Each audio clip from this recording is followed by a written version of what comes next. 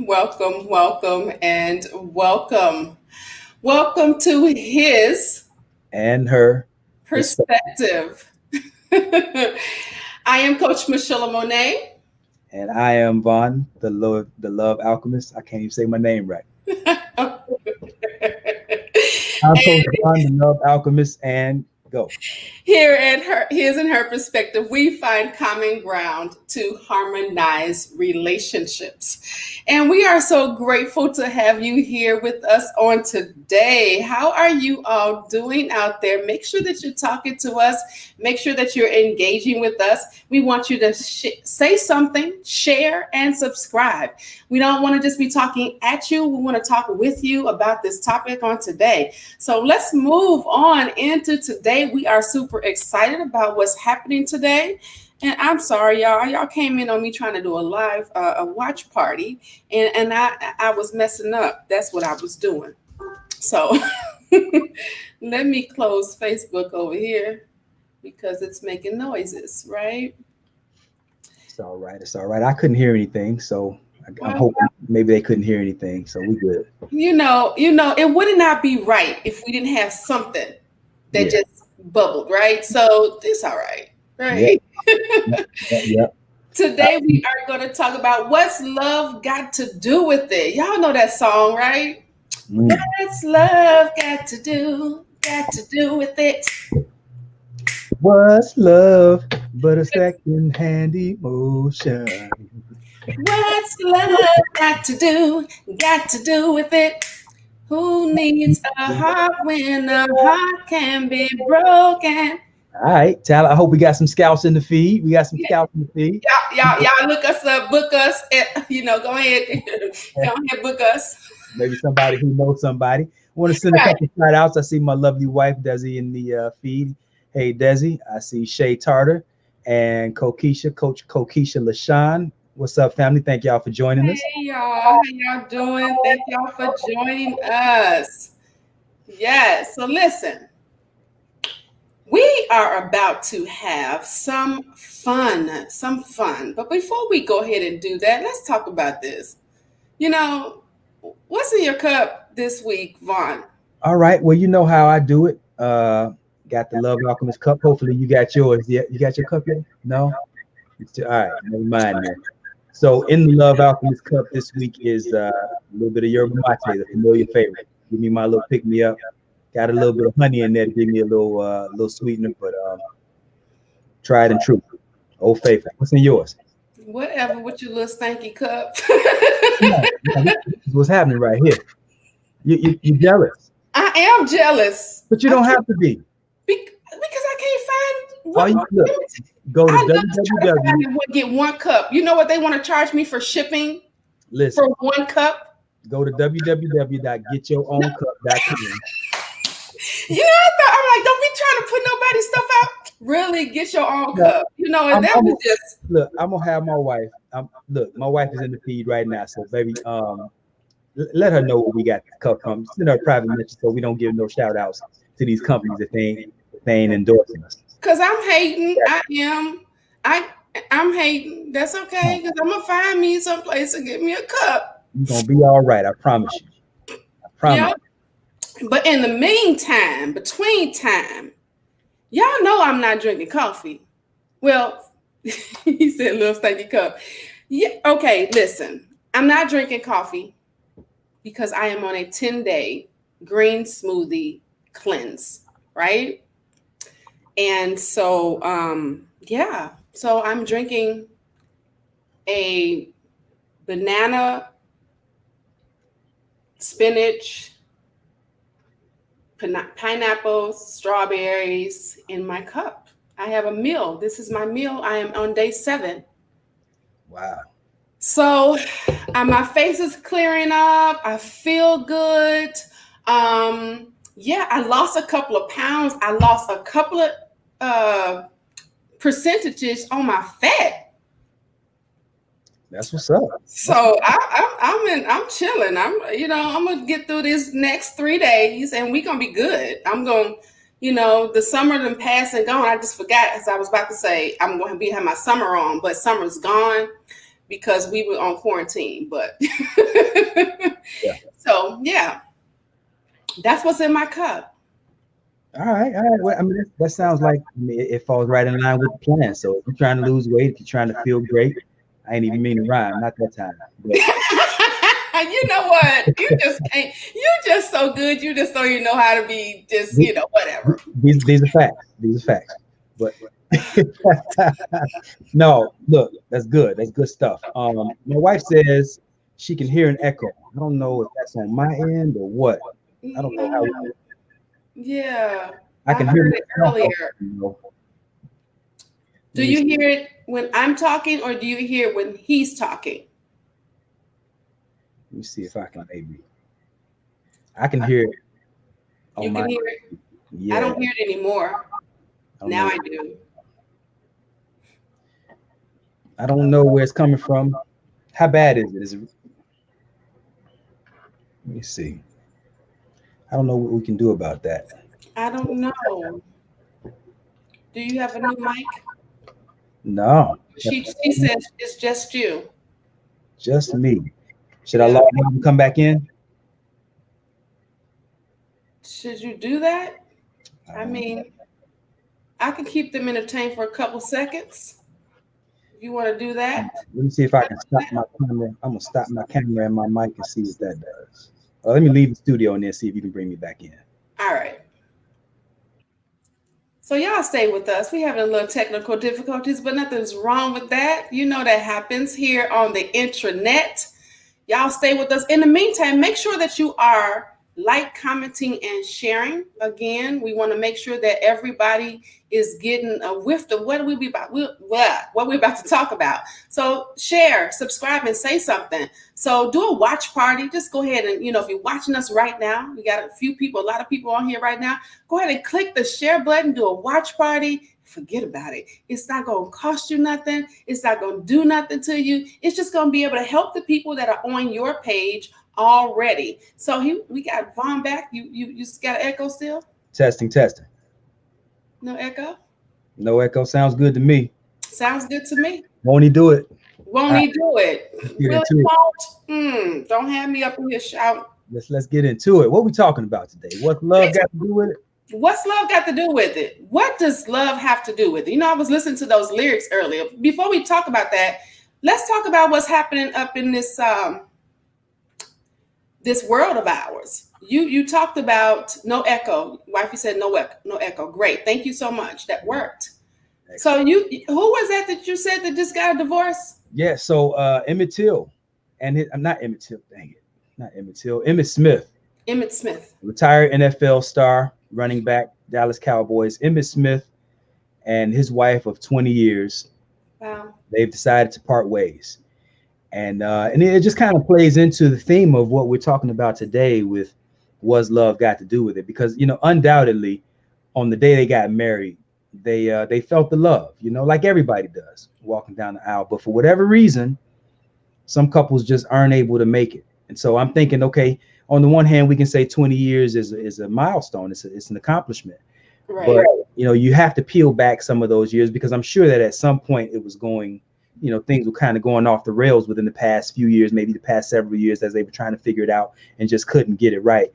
But suffice to say, here we are 20 years and they're parting ways and dissolving an empire, essentially. Yeah. So I said that echo again. My echo is back? Nope, I heard it when I was talking. Okay. I don't hear it on your end. Okay, go ahead. I'm sorry. Yeah, so it just plays right into the theme of the show. We can kind of, of course, we don't know them on a personal level, but we can probably apply some of the general ideas about what goes wrong in relationships and why, why relationships tend to go off the rails even after so long, 20 years. Yeah, because it's sad nonetheless, whether they are friends of ours, whether they're family members, whether they're distant cousins or, celebrities like they are. It's sad to see a marriage break up. I don't care whose marriage it is. When I hear someone say they got divorced, I get sad about that because I really have a passion for healthy marriages. And I think that when people get to know what their purpose is, and I think that that's going to lead me into what I think is the reason why people actually have challenges is because they don't figure out early on what the purpose is of that relationship. Yeah. They're walking into it again because you said, "Oh, I love you," walking down the aisle. But when you get to the place before you get to that, where you're having that conversation about what the purpose of that relationship is, and you are saying that this is what our purpose is, and we're committed to not only the love, but committed to the purpose and the entire part of that, then you can get and stay through all of that junk, because you can't be together 20, 30, 50, 60 years and not have some junk. Yeah. Yeah. And I think a lot of times too, I just think back when I asked my wife to marry me. And so I asked, I don't remember what my exact words might have been, but I know it had something to do with her being my wife. Mm-hmm. And she was excited about becoming my wife. And so there was enough emotion, enough feelings, enough what we call love, right? With my air quotes again. This is about the third week. I'm gonna stop after this. But at some point, the emotion of it all has to kind of settle and you come down to earth. And then what we realize oftentimes is that when I said wife and she said wife, we didn't mean the same thing. I had some very archaic, maybe even some would consider chauvinistic ideas about what I meant when I said, "Will you be my wife?" Right. And she had some ideas that conflicted with my ideas about what she meant when she said wife. And the same thing goes with husband. She's saying, "I want you to be my husband." And I'm like, "Yeah, I'll be your husband." But again, if our ideas about what that means don't align, then we got a problem. Big problem. And those ideas usually come from what you've seen. When we're young girls, back in the day we were drinking, Lord have mercy. We were consuming the Harlequin novels, all the romance novels. We're reading all these things, and boys they playing football, they playing baseball. So we got two different views of what's happening here, right? So, or we have the mother and the father in the household or not. We have the mother and the father married or not. So whatever those views that we kind of see them doing is where our views for marriage comes from. So if we don't have a healthy view of what marriage is supposed to be, then how in the world are we going to be able to duplicate that or make it better? Like Christ talks about, that we'll do more works than he did while he was here. So that means that everything that happens in the next generation should be greater. But how can you do a greater thing? How can you have a greater marriage? How can you have a greater relationship if you don't have any views of healthy relationships? Remember when I first met you, when we first connected, I was like, "You've been married for how long?" And I was like, "Man, that is exciting to me," because I was really encouraged by that, because people in my age bracket, you don't see it too often. Yeah, every now and again, but I personally did not know anybody that I was up close and personal with that had been married for that long, other than my father and my mom, who was my stepmom. They've been married for 20 years. Then I have another couple of friends, they've been married for 17 years. So that was the longest. So when you hear 32 years in the making, 30 years married, 32 together, I go, wow, so it gives that encouragement that, oh my God, this can happen. But if you don't have what that view is, what are you going to look for? Right, exactly. And I think oftentimes too, we have we've developed this thing in our society where this might sound a little bit far-fetched to a lot of people, but I think that we've come to see each other as optional rather than as a requirement. Right. That's good. So when you just think about what it means to be a man in this world, on this planet, right? And then when you think about what it means to be a woman on this planet, the only reason we have those two distinctions is because of the necessity of the other's property. So in other words, me being a man is inextricably linked to what it means to be a woman. There is no separating one from the other. Otherwise, we would all just be people, or category called humans, with no distinction between what it means to be a man and what it means to be a woman. So a large part of how I measure myself is related to or tied to how well and how harmoniously I can relate to my woman. Because again, you can't have one, you don't have one without the other. And this is all throughout every kingdom or every facet of life, whether you're talking about plants or animals or insects or fish, birds, it doesn't matter. Everywhere that you look, there's an expression of masculine and feminine. Everything. And if you had birds, for instance, just deciding to say, well, I don't need no man, right? Or if the female bird say, I don't need no man, or if you had the male bird saying, yeah, you know what, these girls, these female birds ain't about nothing. We just gonna get what we get from them, but they on their own. Well, now what you're gonna have are fragmented cultures among these different species, whether it's birds or whatever. Right. And what you'll notice then subsequently is the decline of that species. And I think in large part, that's what we're witnessing now. Right. Because we feel like the other is so expendable in many ways, and we're just not. We are very necessary in the context of what it means to relate to one another. And we do that really in our community. I mean, of course, I ain't never been white before. I ain't never been Asian. I ain't never been Mexican.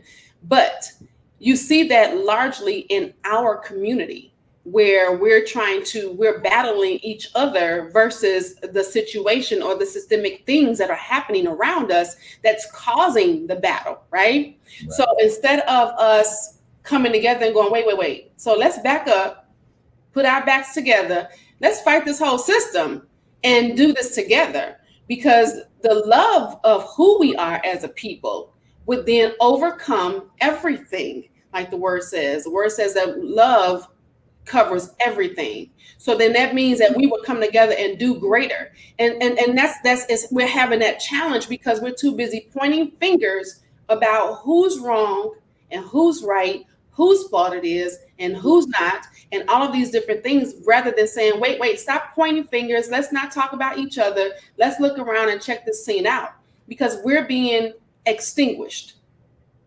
right? We are being taken out. Not just in the whole Black Lives Matter thing, our whole thing is dying out because we're not coming together. You got millennials nowadays talking about, I'm not getting married, we're just gonna live together. Yeah, so we're not gonna have no kids. You know, I noticed something a couple of days ago. Went to I had an appointment, and I noticed another race, a lot of pregnant girls, and I was like, I remember back in my day, you used to see pregnant girls all the time, pregnant women, I say. But I don't hardly see them anymore. We're not having babies. We're statistically not having babies, which means our race is dying out. Yeah. And so people don't know that. So when we talk about what love has to do with it, love is a big part of it, but we need to know what our purpose is. Yeah. I think also it comes down to the values, and just like what you said a few minutes ago, where you weren't used to seeing couples that have been together that long, and certainly even the couples that we have seen that have been together 10, 20 years and more, they aren't. It doesn't look like anything that we want to sign up for, because oftentimes they don't look like they're enjoying themselves. Right. So. It's hard to impress upon the younger generation, the next generation behind you, that this is the thing to do, when so much of what it means to be human means to be happy and enjoy life. Well, if I'm in a marriage and I'm not enjoying life, how am I going to tell a 10 or 12-year-old or 15-year-old to aspire to that? And they looking at you like, bruh, I don't want to model that. That it doesn't look fun. Right. So one of the reasons that I enjoy sharing my experience with people is because I am really having a good time, and my wife is really enjoying herself. And so, we feel like if we can share that with people and show people how to do that, show them how we're doing that, then, maybe it'll appeal to more people, because it's a very, even if we have people on different sides of the aisle when it comes to, what it means to get married legally. So some people don't want the headache or whatever it is that they might want to call it, and they just want to be together, love each other, and be monogamous, but they don't want the legal obligation. Right. Whatever. As much as anything else, we have to be able to show children what it means to relate healthily to one another and to coexist harmoniously, and to have fun too, man. I mean, so much of what it means to be married is to enjoy yourselves relating to one another, and it's just not enough of that going around. So yeah. And that's because I think that what happens is, I think that we've had so much of like I remember I made a post of some saying, do you like to have fun? Would you just go out and dance in the rain? Something like that. And everybody was like, no, that's stupid. And I was thinking, why not? I mean, like at 50, I'm going to dance in the rain. At 55, 60, I'm going to dance in the rain. I'm going to do whatever I want to do in order to stay happy and be happy within myself. And we have to do more of that, because we walk into marriage and we just go, oh, we're married. Now responsibilities. Let's pay the bills. Let's take care of the kids. Let's do this thing. But you forget the happy. You forget the good part about things. You forget, what brought you guys together. What made you click. There's no belly over laughing about nothing. Just sitting there stupid. You when you got together, when you came together, you were doing those types of things. That's what made you feel good. People are not getting into relationships because they're like, oh, well, this person is, they're serious. Let's just get together. No, you enjoy, and people are not doing that anymore. I wanted to give a couple of statistics. They say 57% of unhappy couples, they stay together because they have hot sex.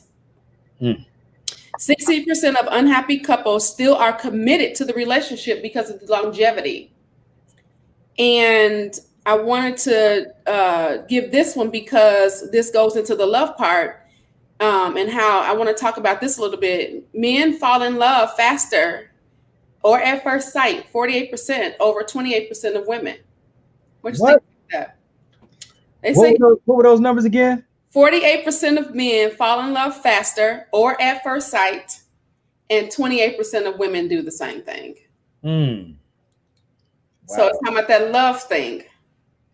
I don't know how to counter that. I don't even know that I should counter that. I think infatuation is probably a better way of saying what men feel at first sight. Okay. Because we're so visually driven. And then there's the thrill of the hunt too. Okay. Right. And so I think it's probably more infatuation at first sight. And then I think women tend to fall in love here first. And so once we start connecting and relating and whatever that might mean in each individual relationship, I think women tend to fall faster that way. Yeah. Now, let me ask you this. Because, when you first saw your wife, you said that you were going to marry her. No, not when I first saw her. No. So shortly after meeting her, I said I wanted a wife like her. Okay. So again, long story short, I met my wife when I was 12 years old, playground, happy love story, right? Right. But we didn't start dating until high school. But right around, I think maybe I was in 8th grade, and I remember walking past with some of my friends. She was on her porch, on her patio, 2nd floor apartment they had. And I remember looking up at her. She had her little cornrows in, and she was just up there chilling. I don't know if she was sipping on some lemonade or whatever. I told my boys, I was like, man, when I get married, I want a wife just like that. And who thinks like that at 14 years old, right? But and I was gonna say that, because maybe the thought of I want a wife like that was you said 15? I must have been 14, I think. 14, 15-year-old's mind that connected to, that's my wife.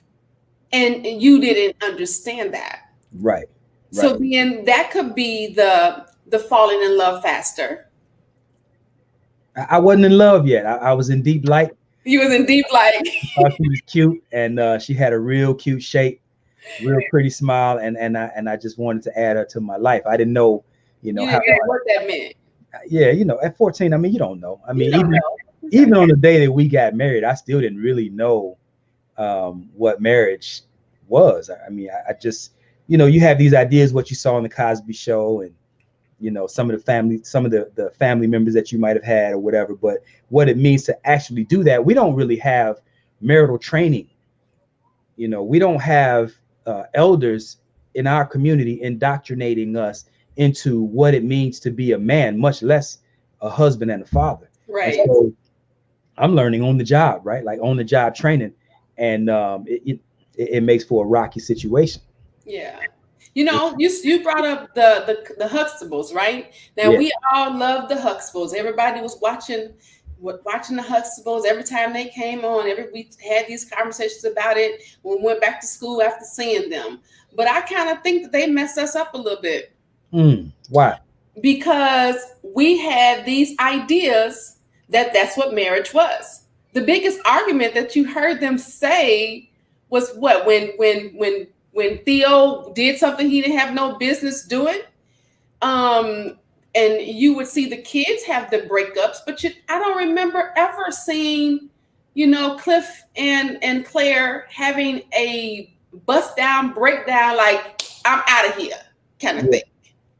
So all we saw was the beauty of marriage, and it made us feel like, oh, I want to have that.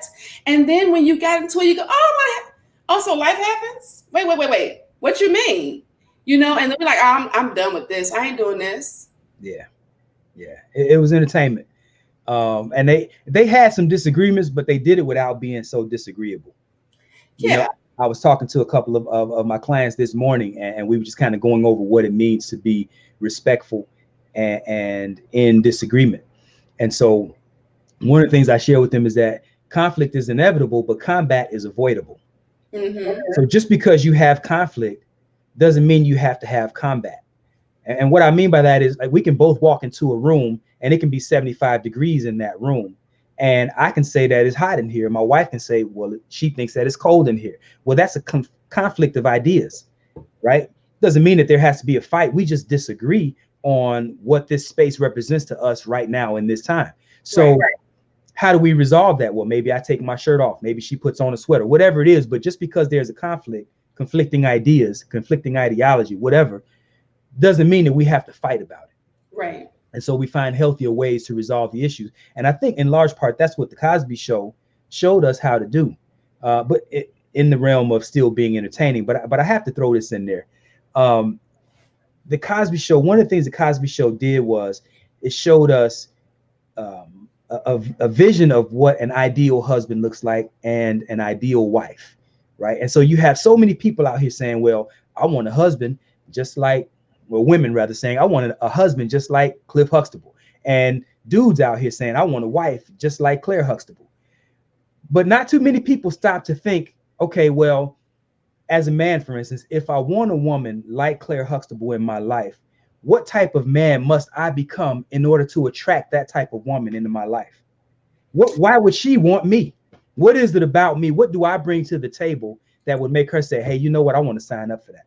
Yes. And we look back at our grandparents and be like, man, my grandmama was like this kind of woman. My granddaddy was that kind of woman. Man, well, if you're not the type of woman that your grandmother was, then what would attract a man like your grandfather to show up and treat you in the way that he treated your grandmother? Right. It's not just about marriage. The ideal husband or the ideal wife ain't a genie in a bottle. These things don't just show up. You have to present yourself as something that they deem worthy of that type of sacrifice that you're asking them to make. I have a young lady that I was coaching. She's a single mom. She's in her mid-20s. She's got 2 children. And she's like, yeah, I want this type of guy, et cetera, et cetera. She wants to be a stay-at-home wife. She wants to homeschool her children. And so what is it that you present to this man to make him say, hey, you know what? I sign up for that. Right. What are you bringing to the table? We're calling his life the table, right? What are you going to add to his life that makes him say, you know what? I'm going to sign up and be a father for your 2 children. And I'm going to work while you stay home and homeschool and do your business at home. We're not being realistic enough in these scenarios about what it is that we're offering someone to make them want to say, I'm going to sign up for that. And that's a large part of the problem. That ain't got nothing to do with love. That's just values. That's tangibles. Yes. It ain't just money. It's tangibles. What are you bringing to the table that makes somebody want to sign up for your plan? Right. And so that goes into the communication of everything, because if you can effectively communicate and convey what your message is, if you can let them know that this is what I bring and this is what I'm looking for, it's basically more of I'm seeking to be understood and you're trying to understand me versus me doing the other way, because we're too busy trying to pull from each other. Right. Instead of telling each other, well, this is what I bring and this is what you bring. Is it the same thing? Are we doing this together? Are we on the same page? Are we on the same table, as you say? And many times we're not. Many times people are not in the same room versus being in the same at the same table. Right. You can't even sit and have a meal, versus just sitting there and can't even communicate. So it really has a lot to do with how we're taught, the things that we've been shown in our community as a whole. And a lot of times people don't pay attention to that. They're expecting you. I think that you may have said this to me, or I've heard it someplace. People are expecting you to show up healed, or you're expecting your person to show up healed when you went through all that already. Yeah. How do you expect somebody to do something that took you a minute to do? You got to be able to come in and give them the grace that it's going to take. So when you go back to the thing where you said about ideal husband and wife, is there really an ideal? And I think that that's really subjective to who those people are, because some people may not like Claire. Some people may not like a Cliff. So if that's not who your ideal is, don't measure your spouse or your significant other up with something that you see on a television, on an Instagram feed, a Facebook feed, or anything else outside of what you are and what you're looking for, because we really attract who we are. We don't attract what we want. So if you keep attracting the little janky, then you got to try to figure out what's around your little porch that need a little sweeping up, because there's some things on you that you still have to work out. Now, that doesn't mean that you can't work with that person, but you got to know, like you said to me, you got to know that this is the end game is what you're looking for. Yeah. Wow. So I was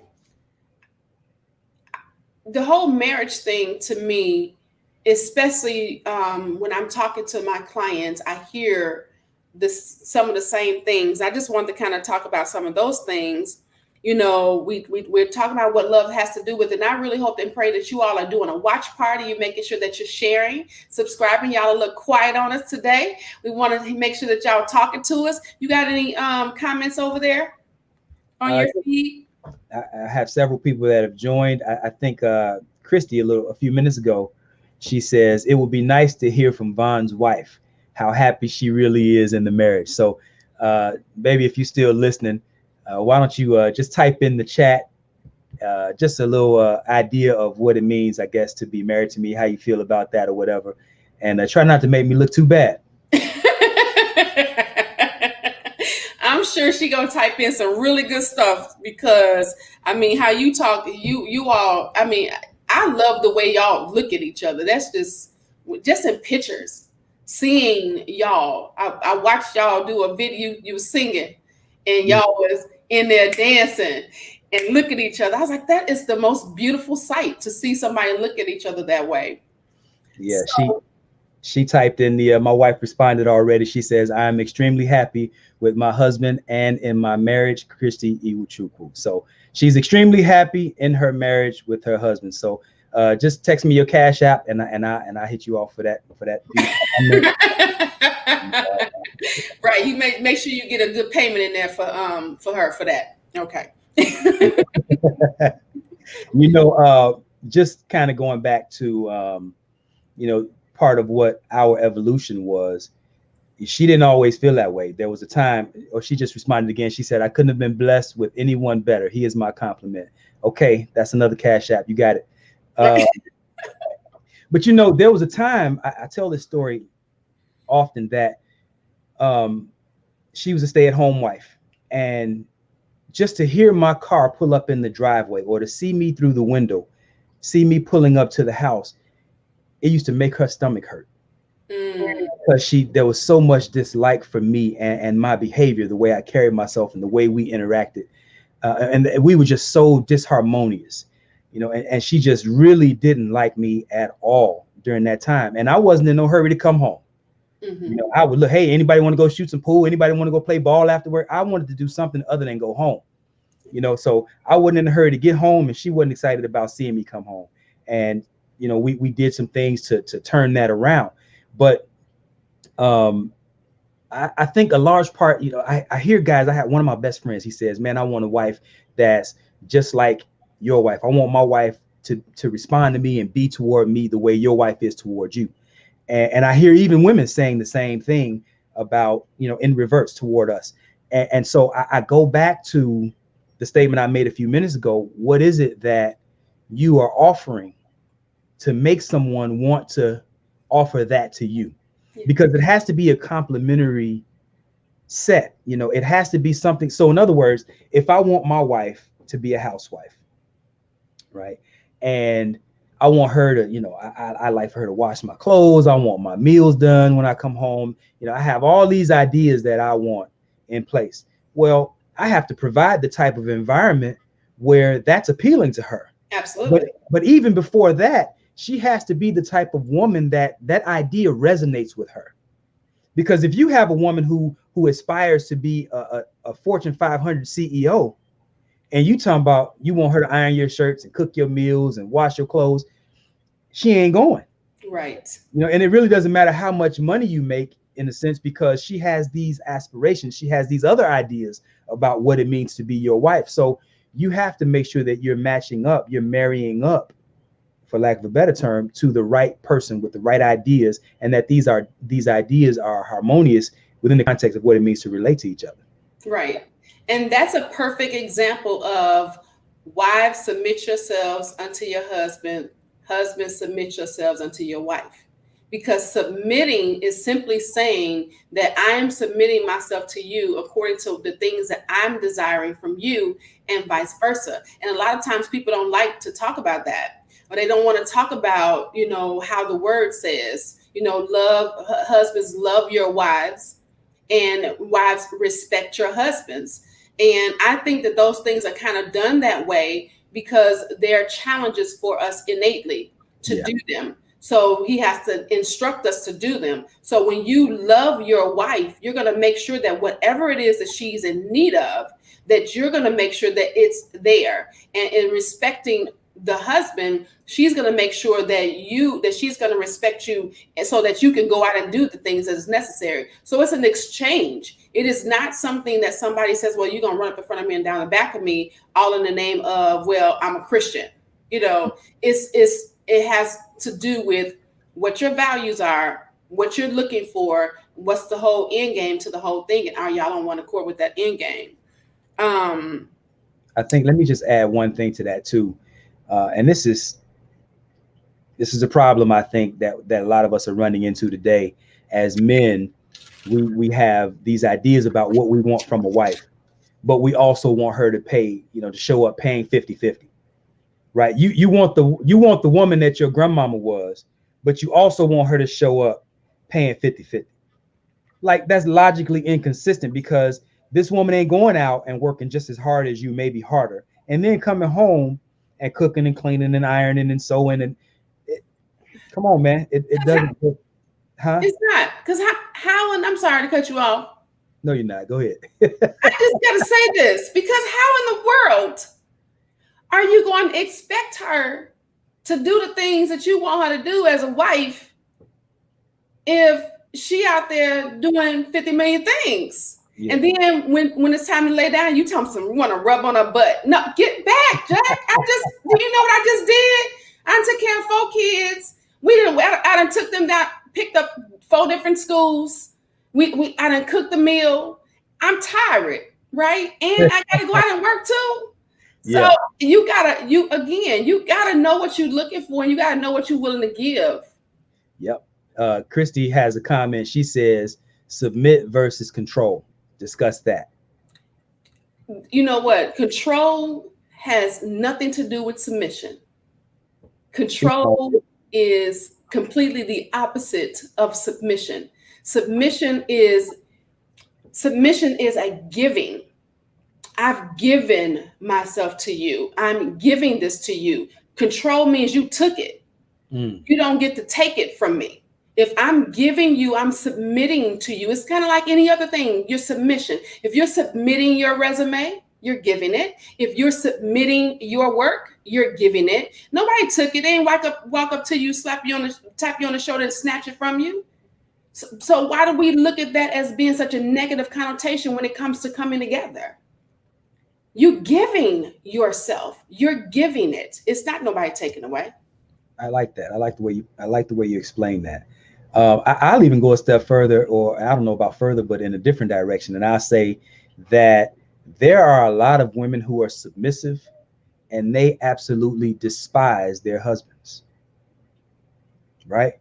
So you got to be careful. You got to be careful what you're asking for, because, you know, I don't need. So the way my account is set up, right? I don't need my woman to be submissive in the way that many people have come to think of what it means to be submissive today. What I really enjoy from my wife is a very high degree of cooperation, right? So if I have a woman who is cooperative versus a woman who is submissive, and it doesn't necessarily have to be so different, but we have guys that want their wives to say, if I say jump, she says how high. If I say I want my meal by 4, she's got my meal by 4, period, no questions asked. Like there are some unhealthy ideas that a lot of people have about what it means to be submissive. And I think you explained it in a very healthy way. But I can also get those same things that you just described with if my woman is offering me a very high level of cooperation. Because if my woman is submitting to me in the way that many people think about it today, and still not liking me, not having my best interest at heart necessarily, right? Versus a woman who is highly cooperative and happy in that cooperation, right? Then she'll pick up on things that I might have left off. I might say, hey, can you have my meal ready by 4 o'clock? And she might say, hey, don't forget you had that meeting at 3:45. Your meal will be cold. You won't have time to eat it, blah, blah, blah. As opposed to just saying, here's your meal, 4 o'clock. And I'm trying to scramble around my meeting, and I'm trying, so if a woman is cooperating with me versus being submissive to me, I find much more value in that than anything else. See, I'm going to stick with the word. I'm not we're not arguing. I'm saying I like the way you explain submission. I don't have any problem with that at all. Because I think that a person that is quote unquote submitted to their husband and they don't like them, that's not submission, that's obligation. They've decided that I'm obligated to doing whatever it is I'm supposed to be doing, even though I don't like him, and I'm just going to keep doing it. That's not, you cannot negate the intimate part of being with that person and giving to that person and submitting to that person. You can't negate that. There's an intimacy there that happens. And when you are intimate in that manner, you can't be like, I don't like you. Dude, what's up? No, you can't. That is a totally different thing. And people, especially in the church, we like to call it that. No, call it what it is. No, you obligated to the marriage, or you don't want people to make you look, you don't want to look bad, or you don't want nobody else to know that y'all having problems. So you're going to make it look like you are submitted to your husband. That's not submission. That's a mess. Now, see, again, just going back to the way you explained submission, I think that was a very healthy explanation of it. What I was doing was offering my idea in the context of what most people mean when they say submit today. Okay. They don't mean it in the way that you're saying it. Most people, when they say submit today, this is why you have so many arguments on Facebook about the submissive wife versus the non-submissive wife, it's because many husbands aren't offering a complimentary response to that submission. Right. They don't realize that we're supposed to submit one to another. Right. Right. So we just have this idea that she's supposed to submit to me, and many times we think, regardless of how I respond or regardless of how I might behave toward her. Right. So and you can see that play out in a lot of old school relationships where the women have been, abused or neglected, mistreated on many different levels, but she's still there out of this obligation. She's still doing what it is that she thinks she's supposed to do. Right. In this relationship. In her mind, she's being a submissive and obedient wife. Not in the context that you made it, but in the context of WWF wrestling, right? I put you in a 54 leg lock and you tapping out, you submit, right? That's so a lot of these, we got a lot of people that are submitting via the tap out, as opposed to this complementary, this harmonious relating that you described. And that's based off of, again, what they've been taught, because we've been taught to submit, and you do what I say, not as I do. So these are the types of things that our children are watching. Children are seen and not heard.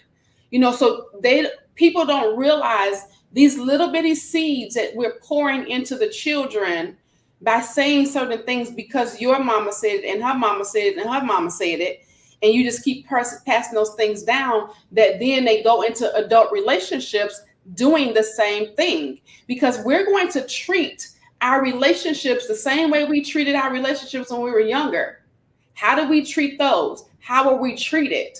Are we, that's why you have men who are in situations where they feel like, oh, ain't no woman gonna never tell me what to do. If I ever see that, I automatically know he don't like the way his mama used to talk to him. If I ever see a woman feel like that she got a buck every time my husband says something, it's because she didn't like what her father was saying to her. Those are all relational things that happen when we're children that are seeded into our adulthood, and we don't pay attention to those things. So we have to undo. And I always say this, it takes 17 times to do something good to eradicate the one thing that you did bad. So if we got 40, 50 years of things, a mess, and we've been in relationship after relationship after relationship, you got to shut some things down and really dig in to find out how to clear those things away so that you can rise up a phoenix. And if we don't do that, then we're going to keep carrying into the mess, into over and over and over again, wondering, why do you keep getting the same situation? Why I keep attracting the same type of girl? Why I keep attracting the same type of guy? No, you didn't change. So what's love got to do with it? I mean, do people stay together even when after the love is gone? I mean, what do you think? How does all of this tie into what's love got to do with it? I believe that nobody should be getting together married, and I don't think that you should be getting married all in the name of, oh, I just love him. Okay, and what's gonna happen when you look at him and all those rose-colored glasses done cracked and fell, and you looking at him like, and you're still here today? Why?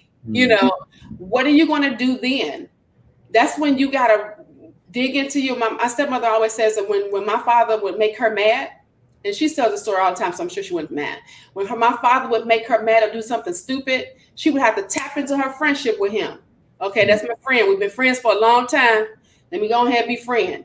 Because that would make her hold on to the commitment that she made in the marriage, which is a lot of people are not doing. So what are you married for? Why are you married? Why are you getting together? What's the purpose? And it could be something as simple as, okay, well, I just want to have some babies and I just want to be with one person. Okay. Whatever your purpose is, whatever your why is, it needs to be at the top of the game every time you make a decision on how you're going to treat your significant other. So that you can know that love, it's cute, it's beautiful, but it should not be the reason why. Yeah, I agree. I think that so many couples, I had a young couple reach out to me a few weeks ago. They've only been together for 4 months. Cute. 4 months. And they said, hey, man, we see you on Facebook. We like what you do. We want to make sure that we have the type of longevity that you have. So while we're still in this euphoria, this honeymoon phase, we want to know how to make sure that we get it right, keep it right, so that we can experience the type of longevity that we haven't seen in our families. Well, he's seen the longevity in his family. She's never seen that. Right. And so what's love got to do with it, right? So we got these feelings in the earlier part of our relationship, in the honeymoon phase. And I think that it's designed that way. I think we're biologically designed that way for a reason. But the problem is we partake so much in the feelings part of it that we don't develop that friendship, for lack of a better word, that you just described. So if the hot sex and the passion and all of the feelings is what consumes us over the first 2 years, but we don't develop some very healthy habits in relating to one another, this is why you see so many relationships at year 3, 4, 5, 10 just kind of petering out, because we started out hot and heavy. We had all these good, strong vibes, but we never learned how to relate to each other in a way that's conducive to a long-term relationship. Right. And so what I say is, love is the byproduct of what happens when we relate to each other harmoniously. Love ain't what you say, love ain't what you feel, it's what you do. Right. It's what am I willing to sacrifice for you? What am I willing to, how much am I willing to compromise to make sure that and again, not over compromising, because there is a such thing as compromising too much. I'm not going to compromise who I am as a person, but compromise ain't about that. Compromise is deciding that the other person has just as much right to be happy about the outcome as you do. Right. That's all compromise is. It's not she wins and I lose, or I win and she lose. Right. We're both, feeling decent about the outcome, and maybe she gets hers to a higher degree a little later, or maybe I get mine at a higher degree a little bit later. But for right now, we agree that this is suitable for both of us. And so to me, love is what we're doing to maintain what it is that we've established so that we can have that longevity. I love that. And I'll add to that. Love to me is a decision to keep it going regardless of the circumstances. Now, again, that we're going to take away the whole abusive thing, anything that's abusive, right? That can go up under the whole umbrella of a whole bunch of things, emotionally, physically, mentally, spiritually. As long as that's not taking place, then you've made the decision to love, because love is not a feeling, it is a decision. And that is why people can say things like, I love you, and people go, why? How you love them and you don't even know them? Because I've decided to love you. I've decided to show you kindness. I've decided to be very open with. I've decided to give you parts of me that nobody has. I've decided that I'm going to allow you in my circle, in my space, that's going to give you access to me. I've decided those things, and because I've decided, my outward part of it is saying I love you. And so people don't get that, but that's what I believe. Love is a decision in making sure that we are taking the purpose of this relationship and we're going to carry it through to the end. Can you love someone without loving yourself? I don't think so. I think that, and I say this, I've gotten flack on this for years. I've been saying this in my different videos. People will come back to me, inbox me and say, what do you mean? How can you say something like that? I say that it's impossible for you to love someone else without loving yourself, because you don't know what that looks like. So when you say, I love you, and you don't love yourself, you're lying. We have been mandated to love other people the way we love ourselves first.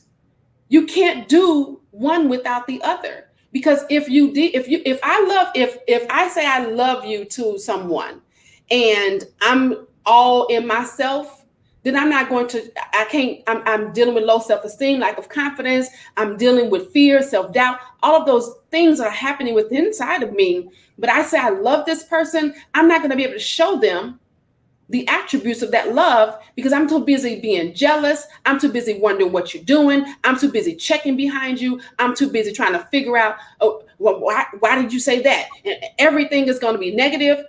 I can't. I think sometimes people, confuse this emotional need for a person with love for a person. Lust.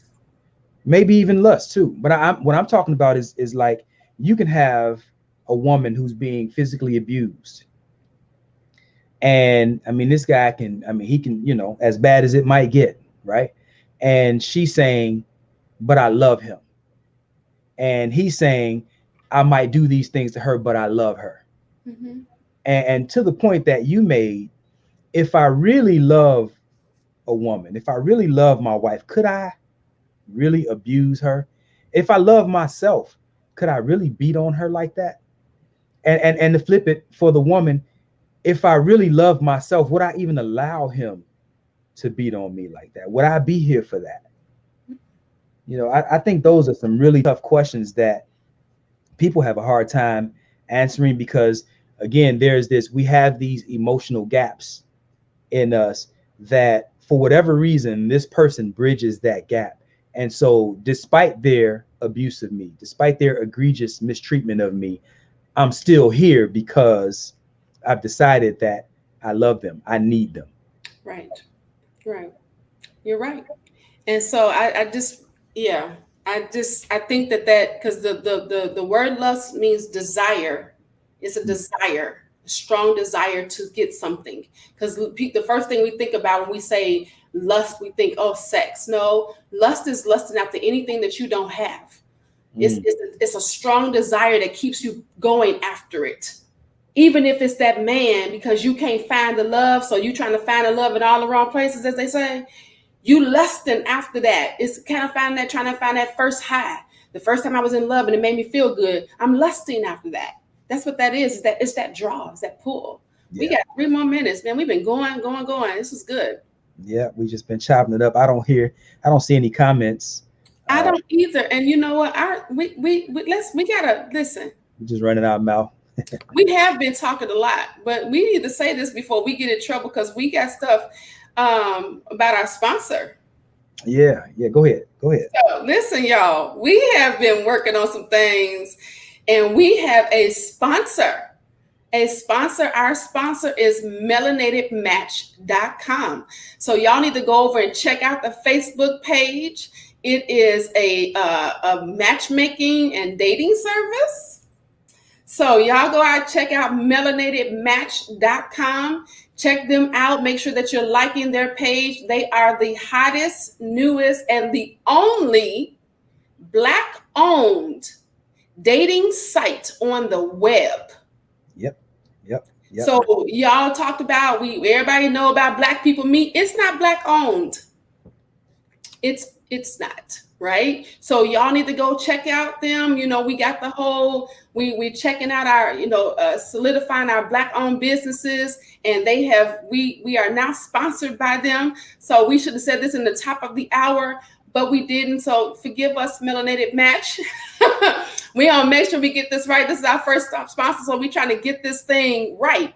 So melanatedmatch.com is a sponsor. Y'all go out and check it. I think that there's They